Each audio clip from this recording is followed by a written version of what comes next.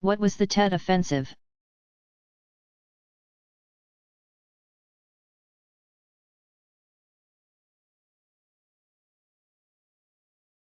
The Tet Offensive was a turning point in the Vietnam War, 1954–75.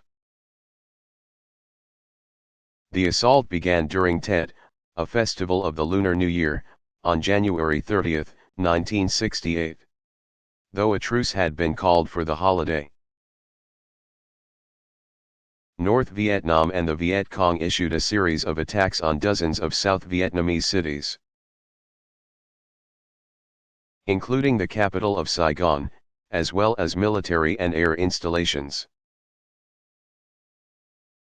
American troops and the South Vietnamese struggled to regain control of the cities, in one case destroying a village. Ben Tre, in order to save it from the enemy. Fighting continued into February. Though the Communist North ultimately failed in its objective to hold any of the cities. The offensive was critical in the outcome of the war, as images of the fighting and destruction filled print and television media.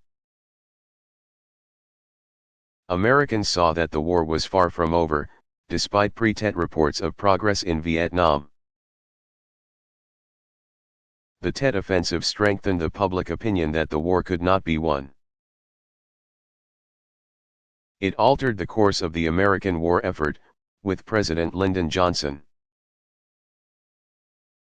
1908–1973, scaling back U.S. commitment to defend South Vietnam.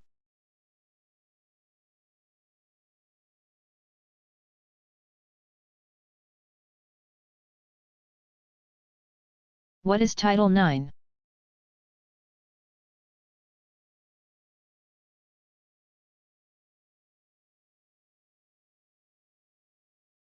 Considered one of the biggest successes of the modern women's movement.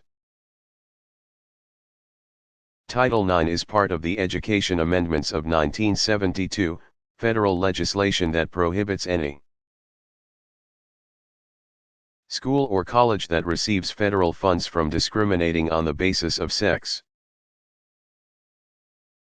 The law applies to all aspects of education, including admission, athletics, and curriculum.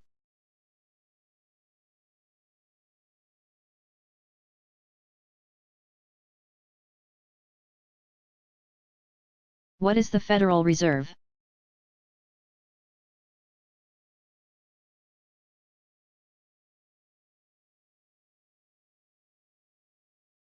It is the central banking system in the United States, created by a 1913 Act of Congress.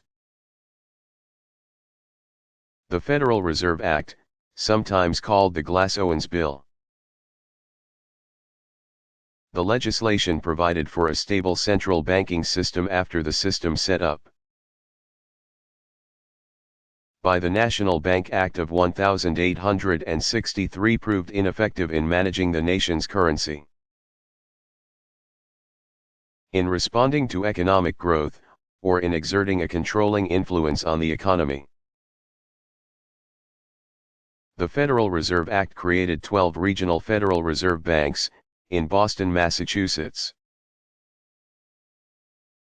New York, Philadelphia, Pennsylvania, Cleveland, Ohio, Richmond, Virginia, Atlanta, Georgia, Chicago, St. Louis, Missouri, Minneapolis, Minnesota, Kansas City, Missouri, Dallas, Texas, and San Francisco, California. These institutions operate as bankers' banks, member banks, commercial institutions. Use their accounts with the Federal Reserve in the same way that consumers use their accounts on deposit at commercial banks. All national banks must be members of the Federal Reserve System. State banks may join the system upon meeting certain requirements. The Federal Reserve Act also established a Federal Reserve Board, now called the Board of Governors, to supervise the system. The board consists of 7 members who are appointed by the President of the United States and are approved by the Senate. To reduce the possibility of nearsighted political influence, members serve staggered 14-year terms. One of the 14 terms expires every other year. The duties of the Federal Reserve include lending money to commercial, member, banks, directing the Reserve Bank's purchase and sale of U.S. government securities on the open market, setting reserve requirements for how much money needs to be in the U.S. Treasury, and regulating the discount rate, the interest rate the Federal Reserve charges commercial banks for loans, which is one of the system's principal influences on the economy. In performing these duties, the Federal Reserve, often called the Fed in financial circles, can expand, loosen, or contract, tighten, the supply of money in circulation. The Federal Reserve also issues the national currency and supervises and regulates the activities of banks and their holding companies. It began operation in November 1914.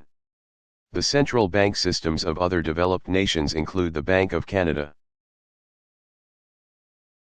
Banque de France, and the Deutsche Bundesbank, of Germany.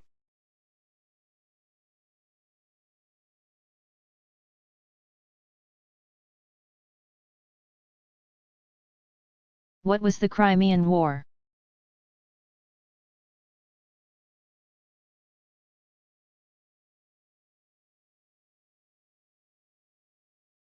The Crimean War was fought from 1853 to 1856 between Russian forces and the Allied armies of Britain, France, the Ottoman Empire, present-day Turkey, and Sardinia, part of present-day Italy. The Crimean Peninsula, which juts out into the Black Sea and is today part of Ukraine, was the setting for many of the battles.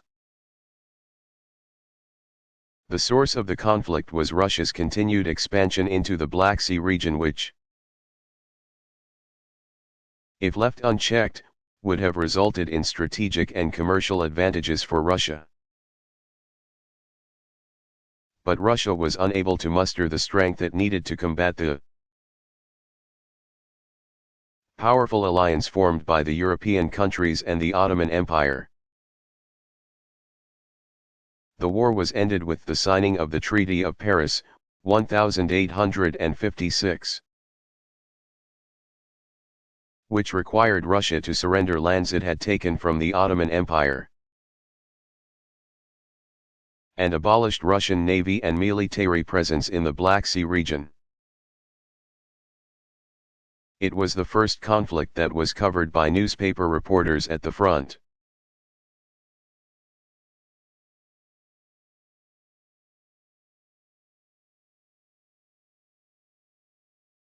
When was AIDS first diagnosed?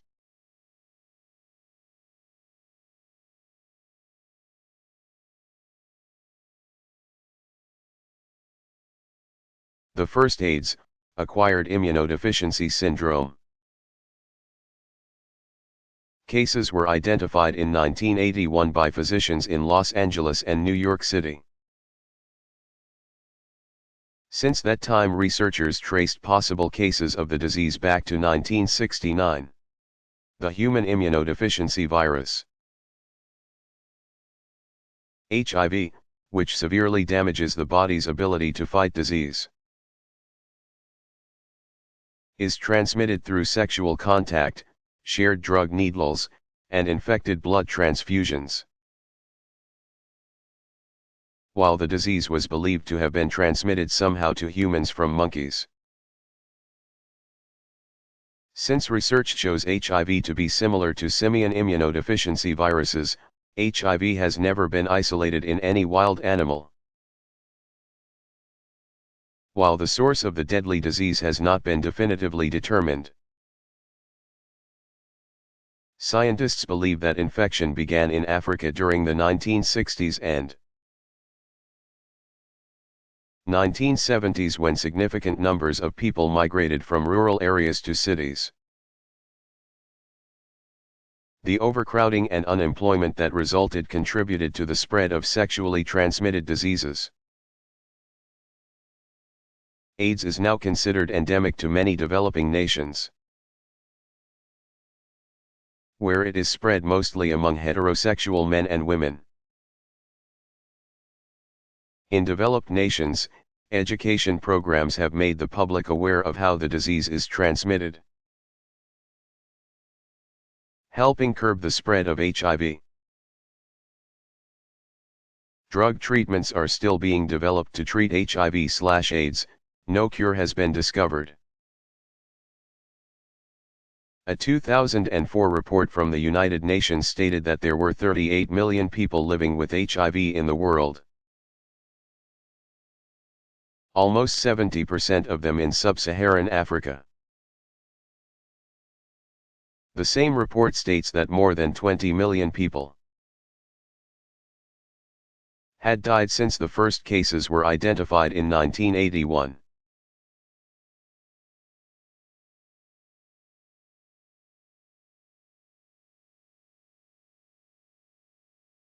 Who were the hippies?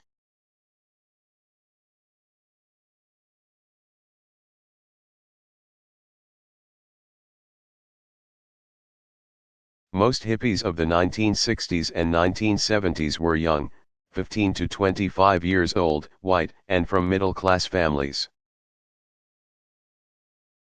The counterculture, anti-establishment, movement advocated peace, love, and beauty. Having dropped out of modern society, and tuned in to their own feelings. These flower children were as well known for their political and social beliefs as they were for their controversial lifestyle. They opposed American involvement in the Vietnam War, 1954-75, and rejected an industrialized society that seemed to care only about money. They favored personal simplicity, sometimes living in small communes where possessions and work were shared, or living an itinerant lifestyle, in which day-to-day responsibilities were few if any. They wore tattered jeans and bright clothing usually of natural fabrics, grew their hair, braided beads into their locks, walked around barefoot or in sandals, and listened to a new generation of artists including the Beatles, the Grateful Dead, Jefferson Airplane, Bob Dylan, and Joan Baez. Some hippies were also known for their drug use, experimenting with marijuana and LSD. Some hoped to gain profound insights or even achieve salvation through the drug experience, something hippie guru Timothy Leary told them was possible. New York City's East Village and San Francisco's Haight-Ashbury neighborhood became havens of the counterculture. The movement began on American soil, but was soon embraced elsewhere as well, principally Canada and Great Britain.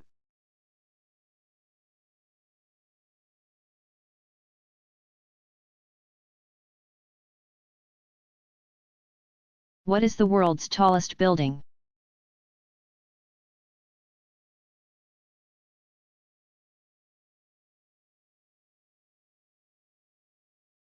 The honor belongs, at least for a time, to Taipei 101, also known as Taipei Financial Center, in Taiwan. The soaring spire, which rises to a height of 1,670 feet and includes 101 stories, was completed in 2004, besting Kuala Lumpur, Malaysia's twin Petronas Towers, completed in 1998, which measure 1,483 feet and 88 stories. For 6 years, the Petronas laid claim to the title of world's tallest building. The next tallest is the Sears Tower, completed in 1974, which rises 1,450 feet and 110 stories above Chicago's sidewalks. For a time, it, too, was the world's tallest. The skyscraper is a decidedly American contribution to world architecture. When Chicago rebuilt following the Great Fire of October 1871, a new brand of architecture emerged, which focused on commercial buildings. Architects of the so-called Chicago School used new building materials and the innovative elevator, first patented by Elisha Otis in 1861, to construct vertical office buildings, making the most of city real estate. Though many designers worked on the form, engineer/architect William Jenney (1832 to 1907) is called the father of the skyscraper. His home insurance building, completed in 1885, it was demolished in 1931. Rose to 10 stories and used mass-produced steel beams, cast iron, and wrought iron with masonry walls. Soon Chicago's and New York's skylines were punctuated by rising towers. By the end of the 19th century, the race for tallest was on. New York's Park Row building, which still stands today in Lower Manhattan, was completed in 1899 and rises to a height of 386 feet and 30 stories. The 20th century saw the skyscraper reach ever upward. For a short time, the title of world's tallest building was held by Manhattan's celebrated Chrysler Building. Completed in 1930, considered the height of Art Deco design. The Chrysler's 1,046 feet and 77 stories of glory were soon bettered by the Empire State Building. Completed in 1931, which boasts a total height of 1,224 feet and 102 stories. That New York City landmark held onto its position for 4 decades, becoming second tallest with the 1973 completion of the Twin Towers of the World Trade Center, which soared to 1,368 and 1,362 feet, and 110 stories each, before they fell in the terrorist attacks of September 11, 2001. Despite the fear that skyscrapers, bold symbols of capitalism, could become targets for other terrorist strikes, architects and developers continued to reach skyward, assuring that Taipei 101 would be surpassed.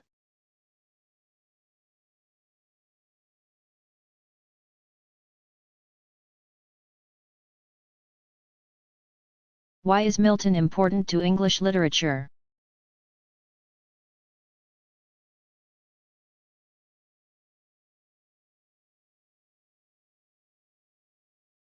Except for Shakespeare, the works of John Milton, 1608 to 1674, have been the subject of more commentary than those of any other English writer. Milton is considered one of only a few writers to take their place in the small circle of great epic writers. According to Norton Anthology of English Literature, in Milton's writings 2 tremendous intellectual and social movements come to a head. The movements referred to are the Renaissance and the Reformation. Scholars point to Milton's use of classical references and the rich tapestry of his works as being Renaissance in nature, while his earnest and individually minded Christianity are resonant of the Reformation. For example, in his masterpiece Paradise Lost, 1667, Milton, like poets Homer and Virgil before him, takes on humankind's entire experience: war, love, religion, hell, heaven, and the cosmos. But rather than having Adam triumph over evil through an act of heroism, he accepts the burden of worldly existence, and triumphs over his guilt by admitting it and repenting it. In addition to his famous epics, Milton wrote sonnets and other short poems, including on Shakespeare, El Allegro, Il Penseroso, and Lycidas. His writings also include political discourse, chief of which is the essay Areopagitica, 1644. Among the ideas that Milton championed were the limitation of the monarchy, dethroning of bishops, freedom of speech, and the institution of divorce. One commentator mused that the guarantees of freedom in the United States Constitution owe more to Milton's Areopagitica than to John Locke.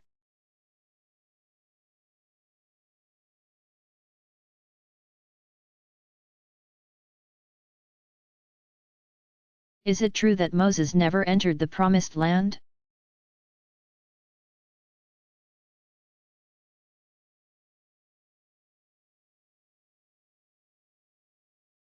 Yes, according to the Bible, Moses, who was 80 years old when he led the Israelites out of slavery in Egypt,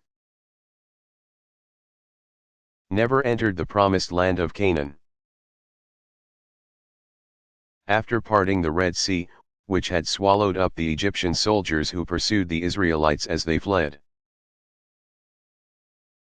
Moses led the people into the desert, embarking on what turned out to be a 40-year journey to Canaan. During this time, which is also described as 40 years of wandering, the Israelites lived under harsh conditions.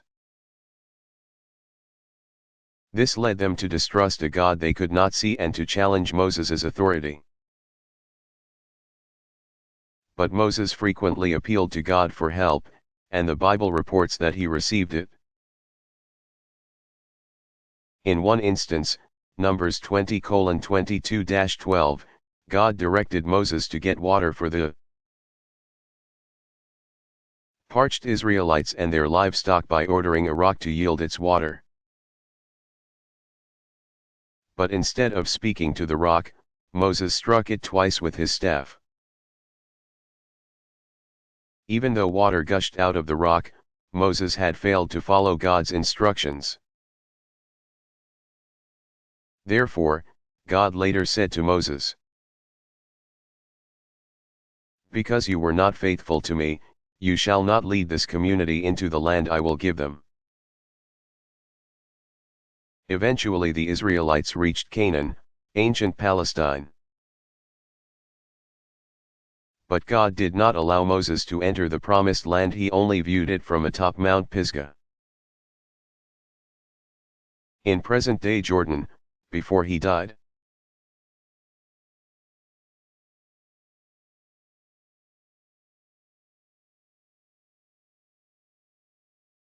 What was the first university in the Western Hemisphere?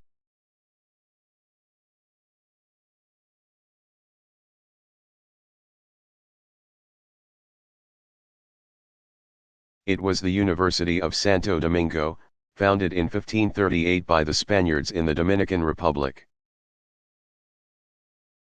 which occupies the eastern half of the Caribbean island of Hispaniola.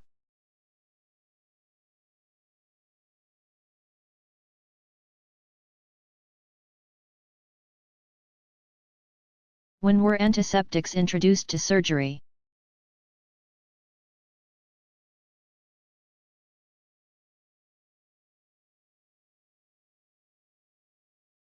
Antiseptics, which prevent infections, were introduced in the middle of the 19th century.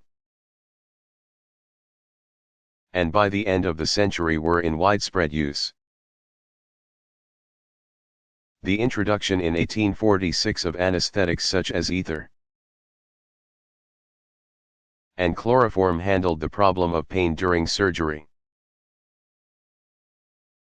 But even after successful operations,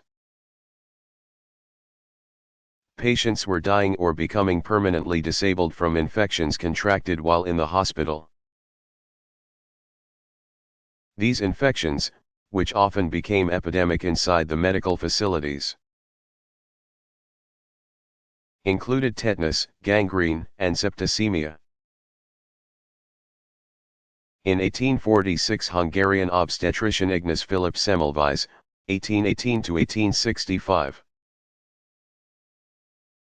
who was practicing at a Vienna hospital, concluded that infection, in this case puerperal, or childbirth fever, was coming from inside the hospital ward. His analysis was met with strong rebuttal. While he began practicing antisepsis, cleanliness to reduce infection, and his statistics showed a decrease in mortality rates, the methods did not gain acceptance in the medical community. Nearly 2 decades later, in 1864, English surgeon Joseph L. Lister, 1827–1912, became interested in French chemist and microbiologist Louis Pasteur's 1822–1895 work with bacteria. While practicing surgery in Glasgow, Lister replicated Pasteur's experiments and concluded that the germ theory applied to hospital diseases. In order to stave off inflammation and infections in his patients, Lister began working with solutions containing carbolic acid, which kills germs, observing favorable results. Lister reported his findings in 1867 in the British Journal of Medicine Lancet. Many physicians still rejected Lister's claims that antisepsis could reduce the danger of infection. Nevertheless, the medical community began adopting these methods. By the turn of the century, not only had these principles saved lives, they had transformed the way doctors practice medicine. Since doctors could not ensure necessary cleanliness in their patients' homes, hospitals became the preferred place to treat all patients, not just the poor or the very sick.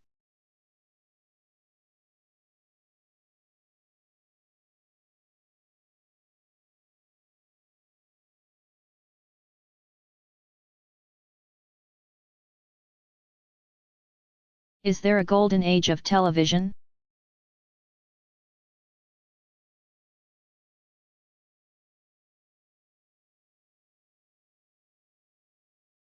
Yes, people commonly refer to the 1950s as TV's golden age, which is the decade when Americans embraced television and the networks responded with the rapid expansion of programming. Critics still hail the programs of the golden age to be the most innovative programming in television history. It was during this decade that anthology programs such as Kraft Television Theater, Playhouse 90, and Studio One made live drama part of the nightly fare on primetime television. Americans could tune in to watch original screenplays such as 12 Angry Men, 1954, Visit to a Small Planet, 1955, and The Miracle Worker, 1957. And tune in they did, prompting the production of more than 30 anthology programs sponsored by the likes of Goodyear, Philco, U.S. Steel, Breck, and Schlitz. Since the production work was based in New York, the anthologies drew young playwrights including Gore Vidal, Rod Serling, Arthur Miller, and A. E. Hotchner. A new group of prominent television directors and producers emerged, and the studio dramas attracted the talents of actors George C. Scott, James Dean, Paul Newman, Grace Kelly, Eva Marie Saint, Sidney Poitier, Lee Remick, and Jack Lemmon. The other cornerstone of 1950 television programming was the variety show Also Done Live. Comedians Jack Benny, Red Skelton, Jackie Gleason, George Burns, Sid Caesar, and M.R. Television Milton Berle thrived in the format. But the cost of producing live programs and the growing popularity of television, which created a new mass market that demanded even more programming, combined to spell the end of television's golden age. Soon, live dramas and variety shows were replaced by situation comedies, westerns, and other set-staged programs that could be taped in advance, and could be produced in quantity.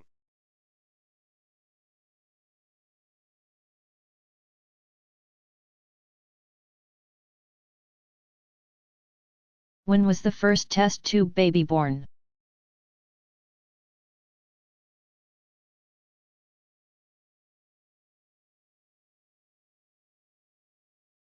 The process of in vitro, artificial, fertilization, IVF, in which doctors retrieve an egg from the mother and mix it with the father's sperm in a petri dish or test tube to achieve fertilization, made possible the birth of Louise Brown on July 25, 1978, in Bristol, England. She became the world's first test tube baby. The scientific and medical advance of IVF gave parents who were otherwise unable to conceive another chance at procreation. The procedure has since resulted in numerous successful births. 10 years after Louise Brown was born, an infertile couple had a 1 in 10 chance to procreate using IVF technology. And 20 years later the chances had increased to 1 in 5. But as Louise Brown and her parents celebrated her 20th birthday in 1998, news stories abounded discussing the ethics of in vitro fertilization. With scientists now able to clone sheep and mice, public opinion often veered toward fear.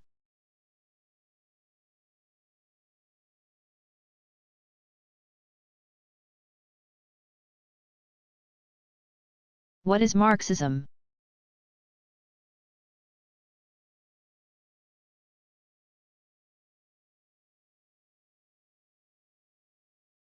Marxism is an economic and political theory named for its originator, Karl Marx, 1818 to 1883. Marx was a German social philosopher and revolutionary who in 1844 in Paris met another German philosopher, Friedrich Engels, 1820–1895, beginning a long collaboration. 4 years later they wrote the Communist Manifesto, laying the foundation for socialism and communism. The cornerstone of Marxism, to which Engels greatly contributed, is the belief that history is determined by economics. Based on this premise, Marx asserted that economic crises will result in increased poverty, which in turn will inspire the working class, proletariat, to revolt, ousting the capitalists, bourgeoisie. According to Marx, once the working class has seized control, it will institute a system of economic cooperation and a classless society. In his most influential work, Das Kapital, The Capital, an exhaustive analysis of capitalism published in 3 volumes, 1867, 1885, and 1894, Marx predicted the failure of the capitalist system. Based on his belief that the history of society is the history of class struggle, he and Engels viewed an international revolution as inevitable. While Marxism still has followers in the late 20th century, most scholars have discredited Marx's predictions, citing improved conditions for workers in industrialized nations, which has been brought about by the evolution of capitalism.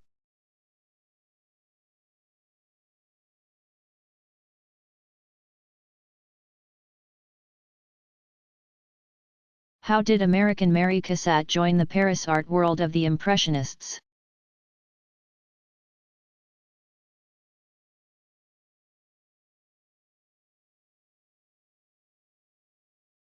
Mary Cassatt, 1844 to 1926, the daughter of a wealthy investment banker from Pittsburgh,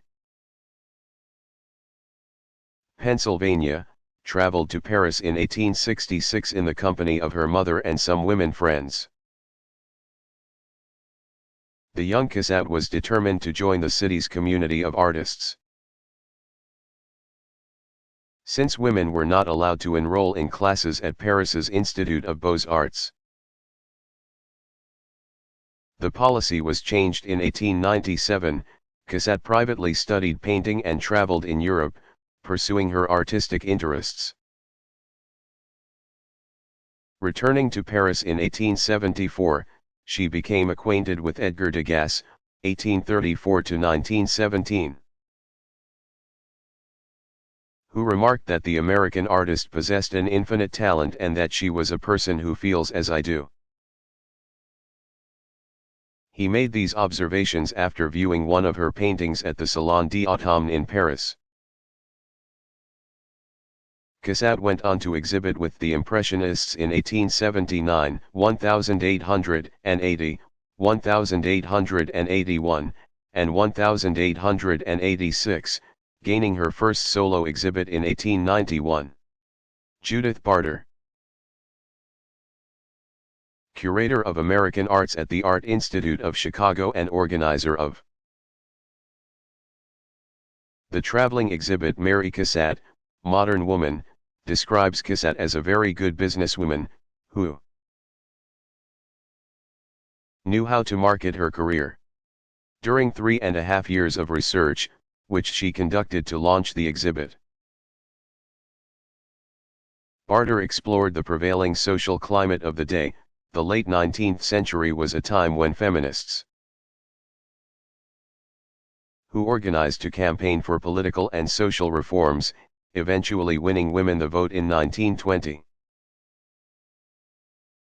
focused on maternity, encouraging women to be involved in caring for their children.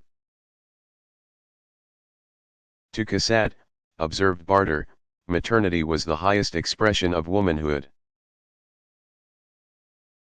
Women and children were the subjects of Cassatt's body of works, which includes oil paintings, pastels, prints, and etchings. Cassatt's place among the Impressionists has often been overshadowed by her male colleagues,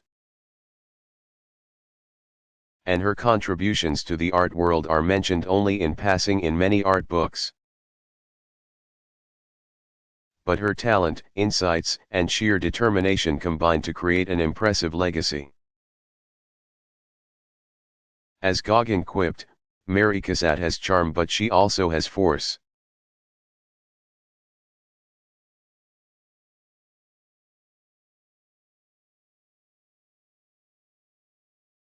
Did the Europeans introduce anything besides disease to the Americas?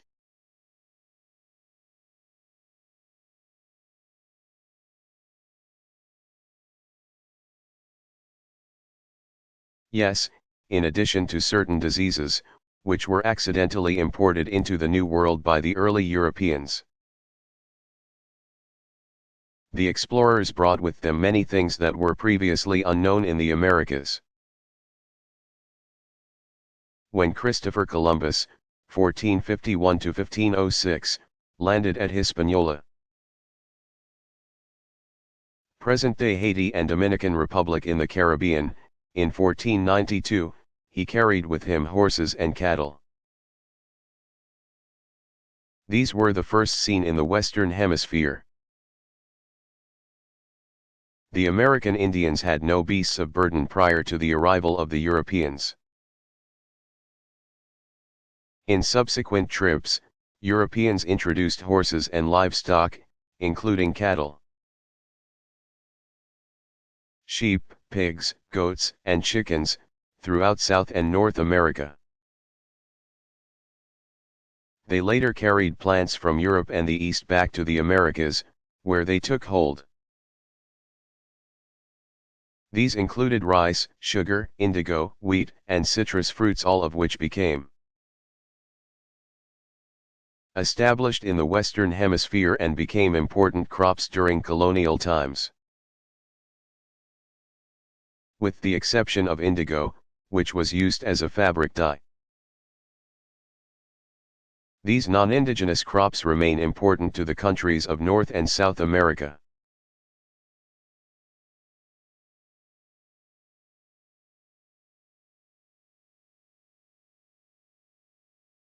How did ancient societies interpret catastrophic weather events?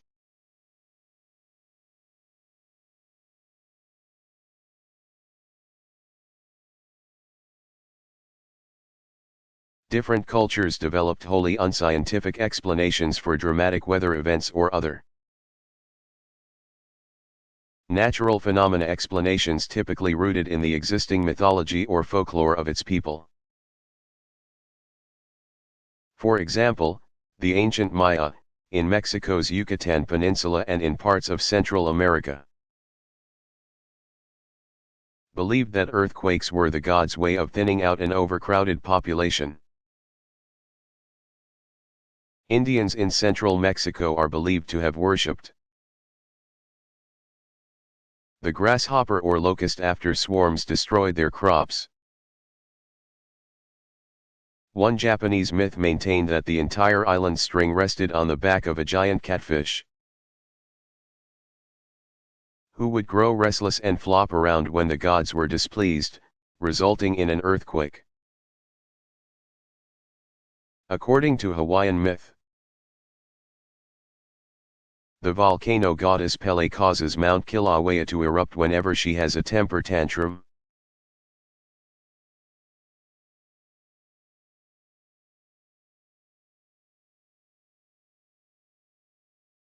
How was the Colosseum ruined?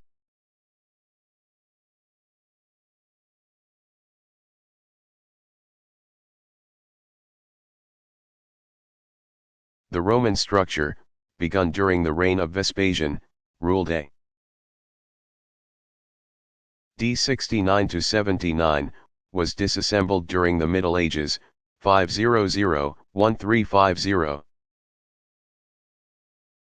When its stones and blocks were removed and used to construct other buildings. The Colosseum, situated in the center of the city of Rome, was a giant, outdoor theater. Between 80 and 404, it was an entertainment center where battles were staged. Gladiators competed, and men fought wild animals. It could seat 50,000 spectators who were separated from the arena by a 15-foot wall.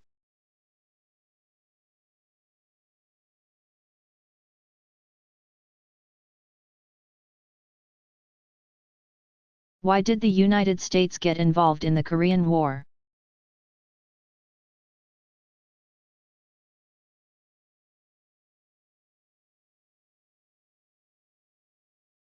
Americans became involved in the Korean conflict when the United Nations, UN, only 5 years old, called upon member countries to give military support to South Korea, which had been invaded by troops from communist-ruled North Korea on June 25, 1950. The United Nations considered the invasion to be a violation of international peace and called on the communists to withdraw. When they did not, 16 countries sent troops and some 40 countries sent supplies and military equipment to the aid of the South Korean armies.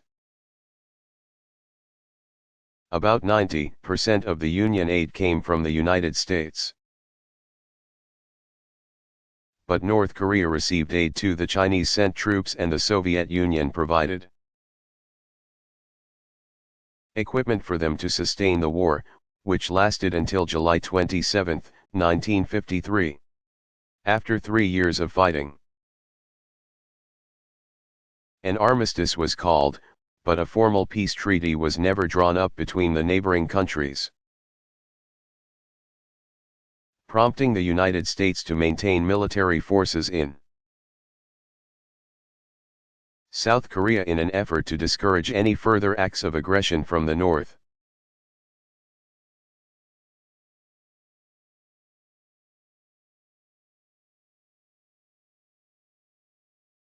Which was the first TV network?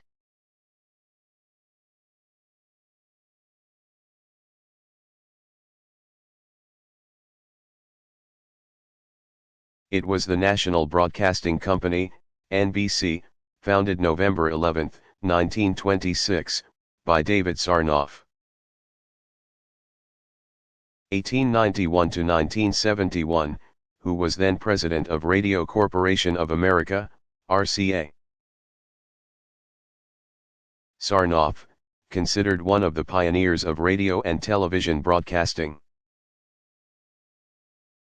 created NBC to provide a program service to stimulate the sale of radios. In the 1940s he reorganized the network to provide TV programming, again to stimulate sales of RCA products, this time, televisions. It was Sarnoff who demonstrated television at the World's Fair in New York in 1939. Next came Columbia Broadcasting System, CBS, on September 26, 1928, which was established by William S. Paley, 1901 to 1990, an advertising manager for Congress Cigar Company. Paley sold some of his stock in the cigar company in order to raise $275,000 to buy into the beleaguered United Independent Broadcasters, which controlled Columbia Phonograph, hence the name. He built the floundering radio network into a powerful and profitable broadcasting organization. The American Broadcasting Corporation, ABC, television network was last. In 1943, it was only by government order that the third network, ABC, was created at all. In 1943, when RCA was ordered to give up one of its 2 radio networks, it surrendered the weaker of the 2, NBC Blue, which was bought by Edward J. Noble, the father of Lifesavers candy. In 1945 Noble formally changed the name to the American Broadcasting Company, which 3 years later began broadcasting television from its New York flagship station.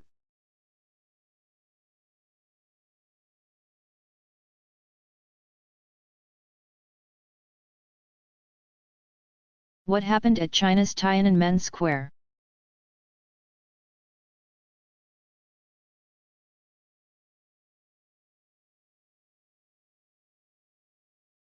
In 1989, Beijing's Tiananmen Square, the largest public square in the world, became the site of a student protest and massacre. 3 years before the demonstration, freedom of speech and other democratic beliefs began being espoused on university campuses. In increasing numbers, China's youth were demanding political reform. They found a sympathizer in the General Secretary, the highest-ranking officer of the Communist Party, Hu Yaobang, 1915 to 1989, who, despite criticism from conservatives in government, adhered to his liberal views, particularly concerning freedom of expression. In January 1987, Hu was removed from his post. He died in April 1989, at which time students organized marches in his honor and demonstrated in favor of democratic reforms. On June 4, 1989, Chinese troops fired on the protesters in Tiananmen Square, killing more than 200 and later arresting anyone thought to be involved in China's pro-democracy movement. The actions raised fury around the world. International observers continued to monitor the tenuous situation in China, where evidence surfaced that the government was continuing its pattern of human rights violations.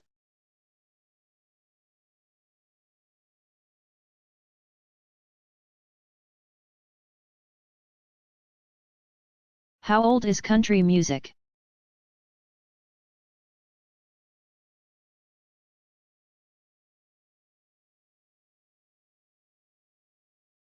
Old-time music or hillbilly music, both early names for country music, emerged in the early decades of the 1900s. By 1920, the first country music radio stations had opened, and healthy record sales in rural areas caused music industry executives to take notice. But it was an event in 1925, in the middle of the American Jazz Age, that put country music on the map. On November 28, WSM Radio broadcast the WSM Barn Dance, which soon became known as the Grand Ole Opry, when the Master of Ceremonies, George D. Hay, took to introducing the program that way, since it was aired immediately after an opera program.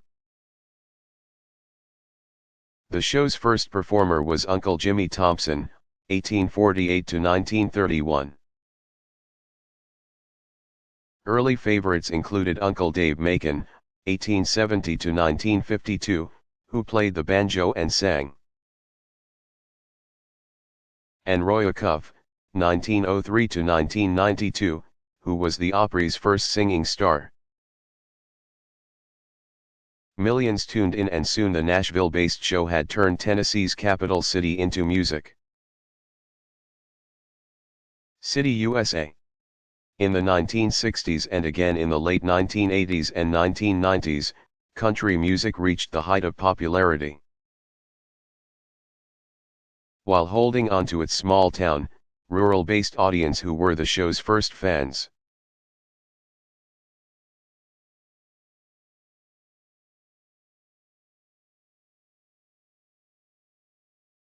Are the Enlightenment and the scientific revolution the same?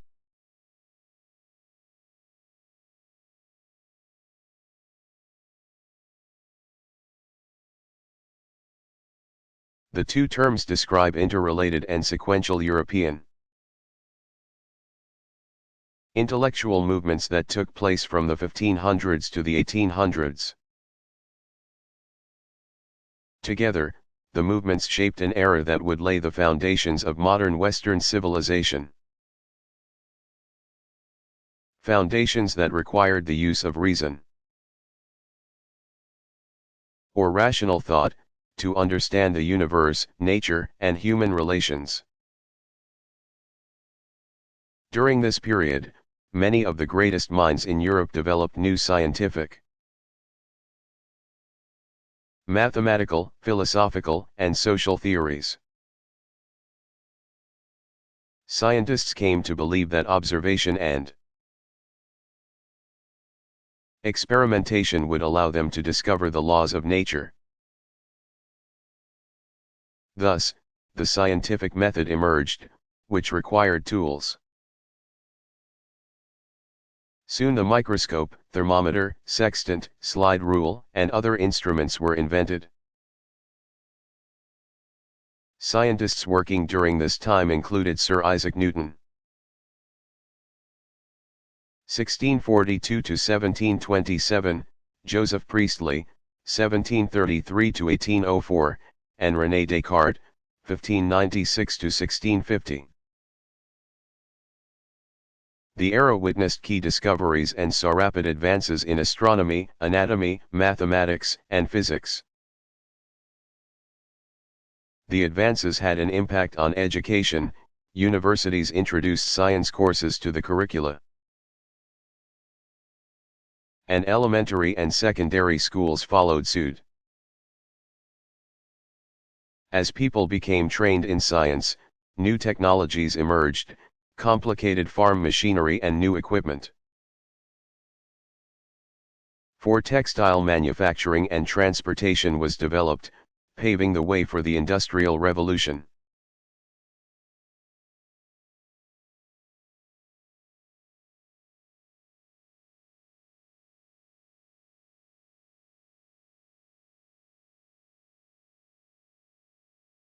What was a papal state?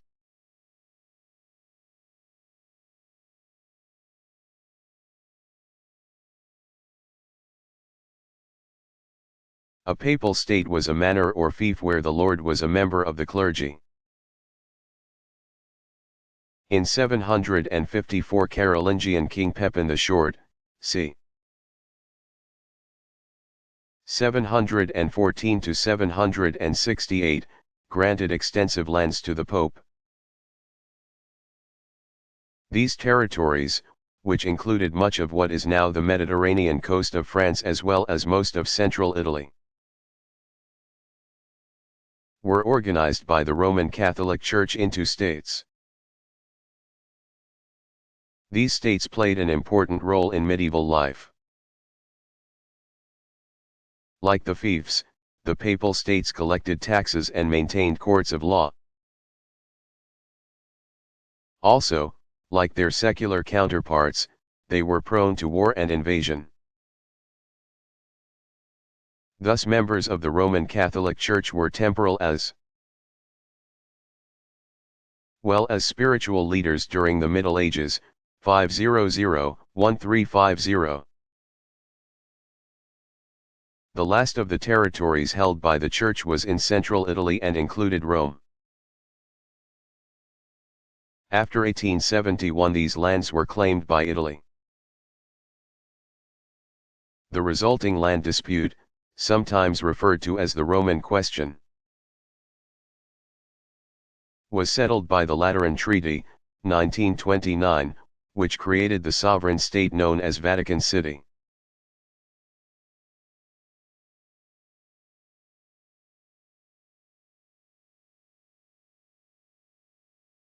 Why was the Bill of Rights added to the U.S. Constitution?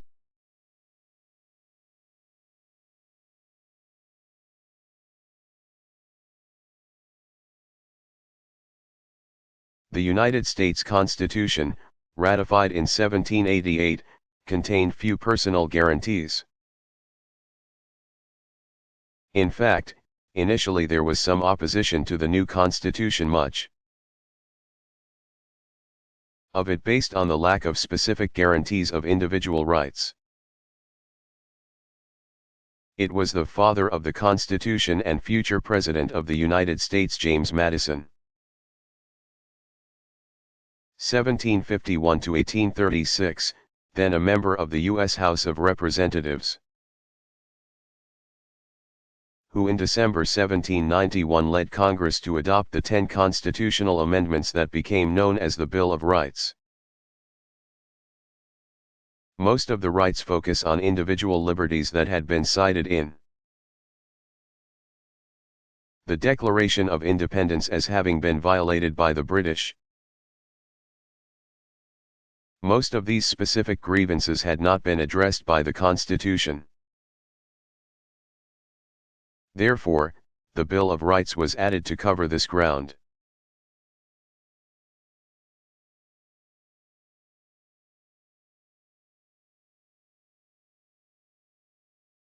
What happened at Pearl Harbor?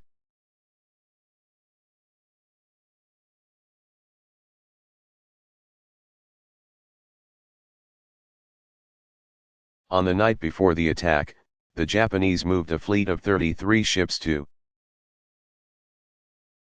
within 200 miles of the Hawaiian island of Oahu, where Pearl Harbor is situated. More than 300 planes took off from the Japanese carriers,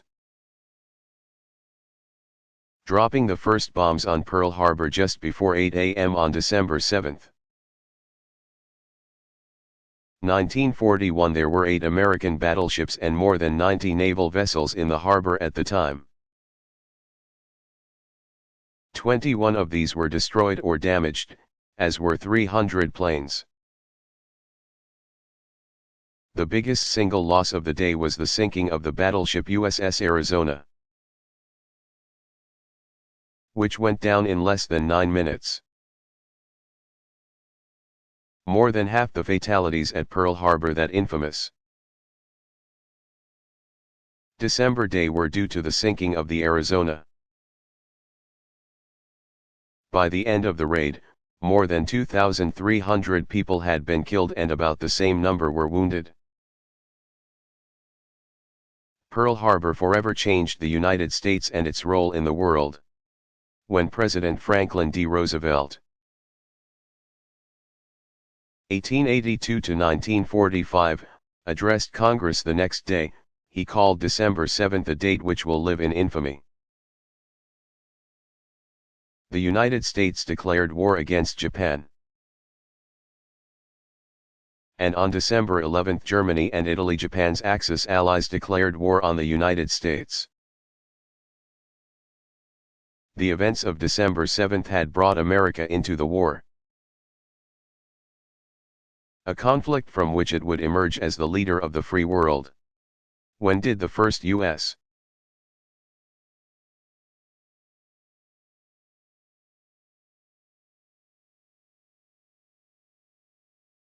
Why did Queen Elizabeth I have an entire age named after her?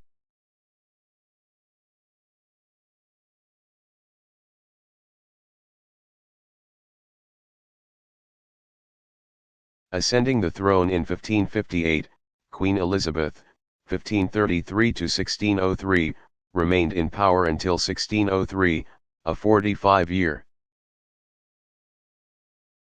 period during which England dominated the seas. To become a European power, colonization began.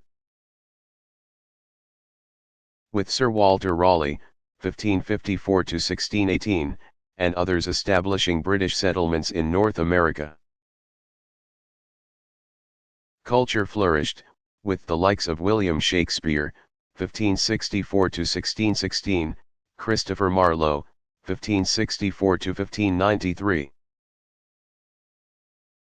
And Sir Edmund Spenser, 1552 to 1599, producing literary masterpieces, and industry and commerce boomed.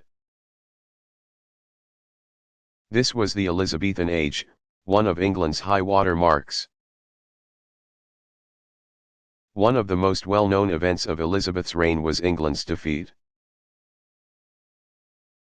of the Spanish Armada in July-August 1588. This event has an interesting twist. The only child of Henry VIII, 1491 to 1547, and his second wife, Anne Boleyn, c. 1507 to 1536, Elizabeth had succeeded her half-sister Mary Tudor, 1516–58, as queen. In the summer of 1588, the invincible Spanish fleet, which was headed for invasion of England, had been dispatched by none other than Spain's Philip II, 1527–1598, Mary Tudor's former husband. Though the English were severely outnumbered, having only 34 ships to Spain's 132,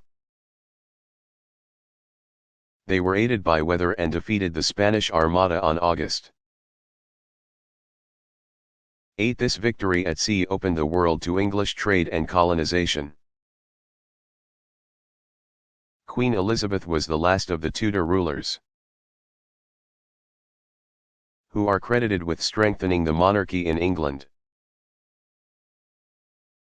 They were succeeded by the House of Stuart in 1603, when James I, 1566–1625, who ruled from 1603 to 1625, ascended the throne.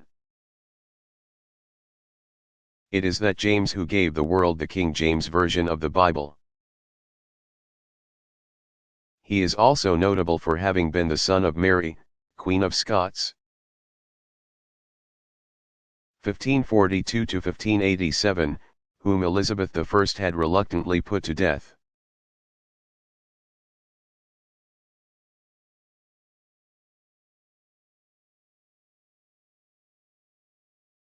What was the Hollywood blacklist?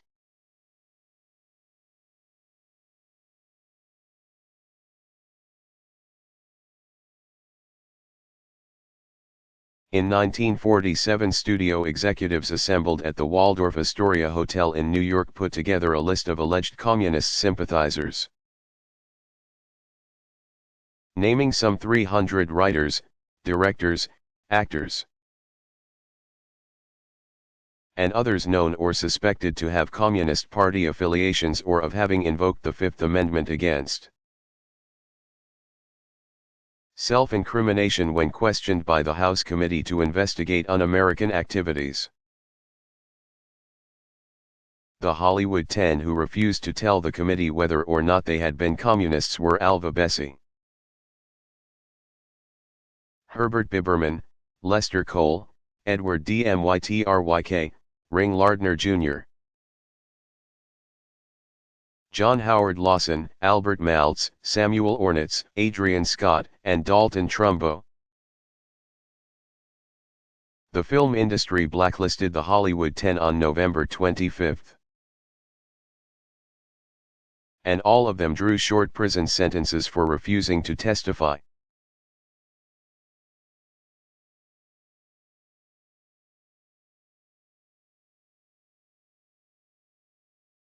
What is a passion play?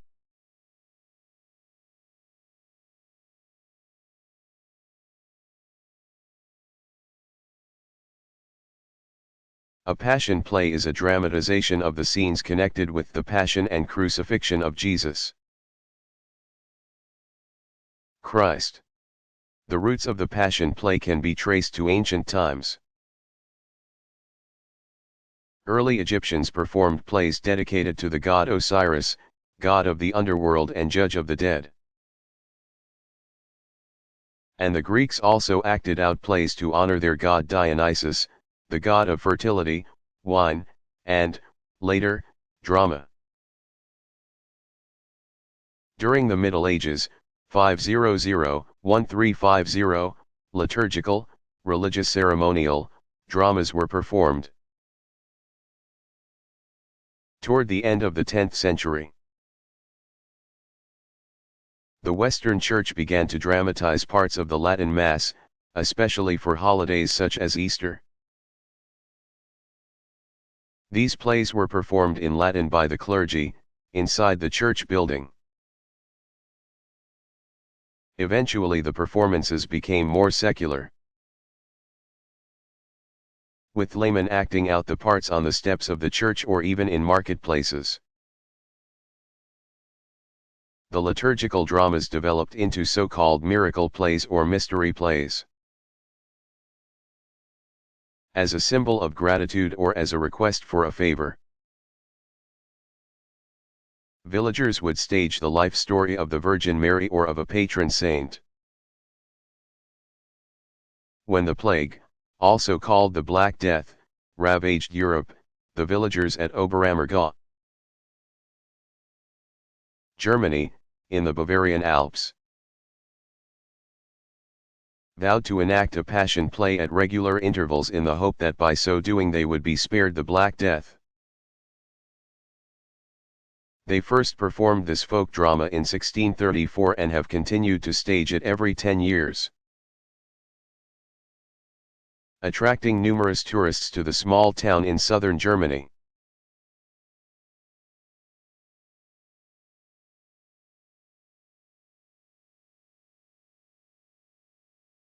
Were the pilgrims explorers?